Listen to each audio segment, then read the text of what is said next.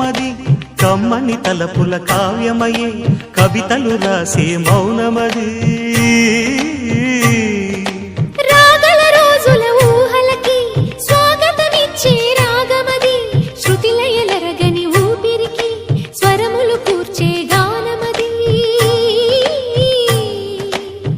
ఋతువుల రంగులు మార్చేది కల్పన కలిగిన మది భావం బ్రతుకును పాటగా మలిచేది మనసున కదిలిన మృదునా